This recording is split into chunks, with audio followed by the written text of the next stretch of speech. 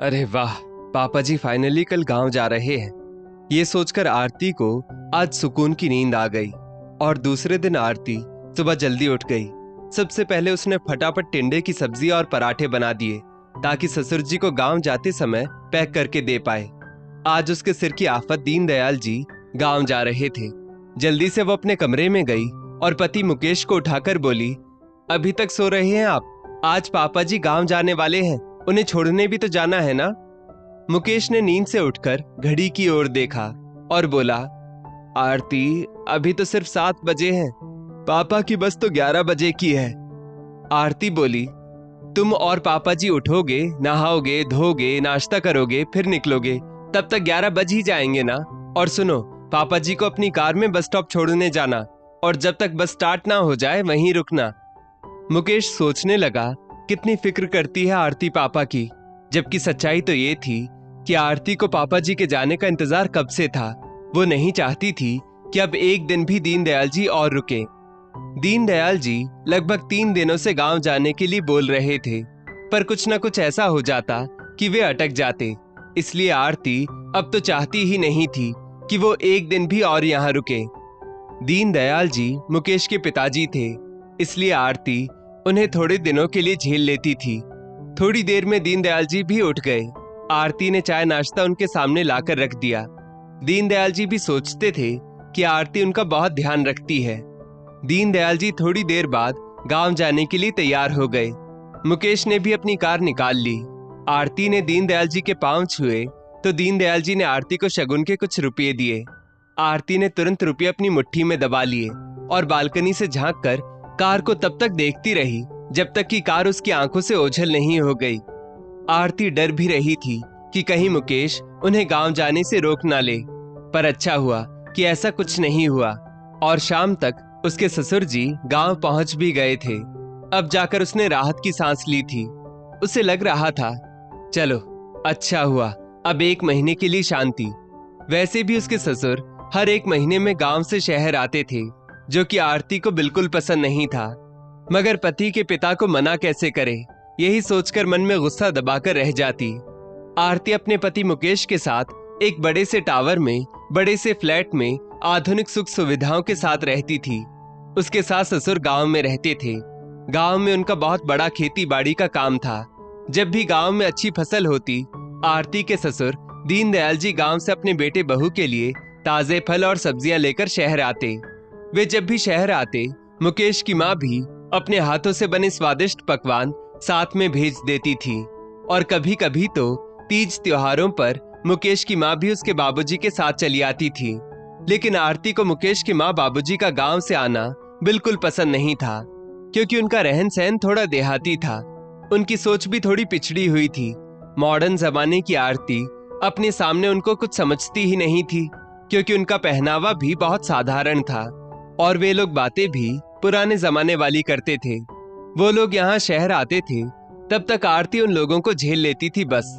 मगर उसने सोसाइटी में, अपनी सहेलियों में या मुकेश के ऑफिस के कलीग्स में कभी जाहिर नहीं होने दिया था कि वे उसके सास ससुर हैं। एक रोज आरती अपने घर अपनी सहेलियों के साथ किटी पार्टी में व्यस्त थी। उसकी सभी सहेलियां खाना पीना और डांस एंजॉय कर रही थी। तभी घर की घंटी बजी, मगर घर में म्यूजिक इतना तेज होने के कारण आरती को डोरबेल की आवाज सुनाई नहीं दी। तभी आरती की सहेली दिव्या बोली, आरती शायद दरवाजे पर कोई है। आरती ने जैसे ही दरवाजा खोला, सामने दीनदयाल जी पसीने से लथपथ, हाथ में बहुत सारे थैले लिए खड़े थे। दीनदयाल जी को देखते ही आरती के चेहरे का रंग उड़ गया। उसकी हाई क्लास सोसाइटी की सहेलियों के सामने आज उसकी इज्जत का कचरा होने वाला था। वो सोचने लगी, जब सभी को पता चलेगा कि ये गंदा बदबूदार इंसान मेरा ससुर है, तो सभी लोग मेरा कितना मजाक उड़ाएंगे। मगर अब वो क्या कर सकती थी, मुसीबत उसके दरवाजे पर आकर खड़ी थी। वो सोच रही थी, अब सभी के सामने इन्हें अंदर तो बुलाना ही पड़ेगा। आरती सोच में डूबी ही थी कि उसके ससुर जी बोले, अरे बहू रास्ता छोड़ो, कब से हाथ में इतने सारे थैले लिए खड़ा हूं। दीनदयाल जी अंदर आ गए। उतने में आरती की सहेली दिव्या उसके पास आकर बोली, आरती ये तुम्हारे ससुर जी है क्या? तुम्हें बहू कहकर बुला रहे हैं। आरती सकपका गई और बोली, अरे नहीं नहीं, ये तो हमारे गांव का नौकर है, दीनदयाल जी।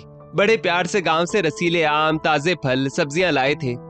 बहू ने अपनी सहेलियों के सामने उन्हें नौकर कहकर बुलाया था, जिससे उनके आत्मसम्मान को गहरी ठेस पहुंची थी और उनकी आंखों में आंसू आ गए।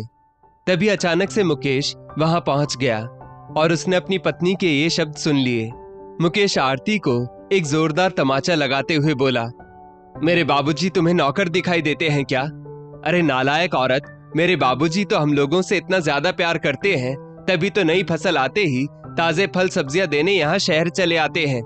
तुम जिन्हें गंवार कह रही हो, उनकी वजह से ही तुम हर महीने ताजे फल सब्जियां खा पाती हो। ये जो तुम्हारी सहेलियां चटकारे लेकर सब्जी खा रही है, वो बाबूजी के द्वारा ही लाई गई है, समझी? तो ये क्या तुम्हारे नौकर है? आज तुम मेरी नजरों से गिर गई हो। तुम्हें पत्नी कहने में मुझे शर्म आ रही है। आरती तो मुकेश की मार खाकर मारे डर के थर थर कांप रही थी। उससे तो कुछ बोलते भी नहीं बन रहा था। उसकी सहेलियां भी उसे अजीब सी नजरों से देख रही थी। तभी उनमें से एक सहेली बोली, आरती, छी, हमें तुमसे ये उम्मीद नहीं थी। तुमने अपने ससुर जी को नौकर कहा। मुझे तो तुम्हें अपनी सहेली कहने में भी शर्म आ रही है।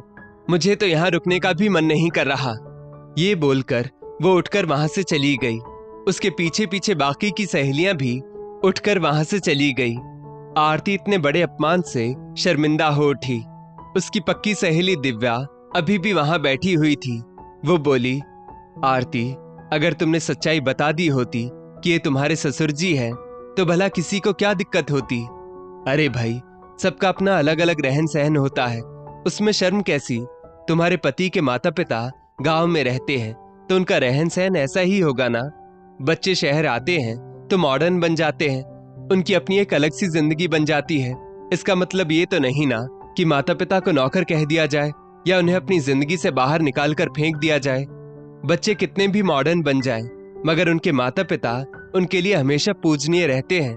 तुम्हारी आज की इस हरकत की वजह से अब तो शायद मैं भी तुम्हें अपनी दोस्त ना बुला पाऊं। और आखिरकार वो भी अपना पर्स उठाकर वहां से चली गई। दीनदयाल जी एक कोने में किसी अपराधी की तरह खड़े थे। उन्हें बहुत तेज रोना आ रहा था, मगर वो बेटा बहू के सामने जोर से रो भी नहीं पा रहे थे। मुकेश फिर आरती से झल्लाकर बोला, तुमने मेरे पिताजी को नौकर बोलने की हिम्मत कैसे की? मेरे पिताजी अगर नौकर हैं तो तुमने नौकर के बेटे से शादी क्यों की? जो लड़की मेरे पिताजी का सम्मान नहीं कर सकती, मुझे ऐसी पत्नी नहीं चाहिए। जाओ, निकल जाओ मेरी जिंदगी से। आरती तो बिना मुकेश के कभी जीने का सोच भी नहीं सकती थी। वो जाकर अपने ससुर जी के पैरों में गिर पड़ी और बोली, बाबूजी, अब आप ही इन्हें समझा सकते हैं। मुझे माफ कर दीजिए बाबूजी। मैं भी शहर की चकाचौंध भरी जिंदगी में बुजुर्गों का सम्मान करना भूल गई थी। बल्कि मुझे तो ये सोचना चाहिए था कि अगर हम घर के लोग ही बुजुर्गों का सम्मान करेंगे तो भला बाहर वालों की क्या मजाल कि वे हमारे बुजुर्गों का मजाक उड़ाए। लेकिन मेरा मन ही अस्थिर था बाबूजी, मुझे माफ कर दीजिए। बहू को रोता देख दीनदयाल जी बेटे से बोले, बहू ने बहुत बड़ी गलती की है बेटा, मगर इसे एक मौका और देकर देख। और मैं नहीं चाहता कि मेरी वजह से तुम्हारी गृहस्थी खराब हो। दीनदयाल जी के बहुत समझाने पर मुकेश कहीं जाकर माना। मुकेश का गुस्सा देखकर आरती ने तो कान ही पकड़ लिए थे कि अब वो कभी बाबूजी का अपमान नहीं करेगी और उन्हें हमेशा मान सम्मान देगी। और आज की घटना के बाद वो सोचने लगी कि अगर कोई मेरे माता पिता का भी अपमान करे तो मैं भी कहां सहन कर पाऊंगी।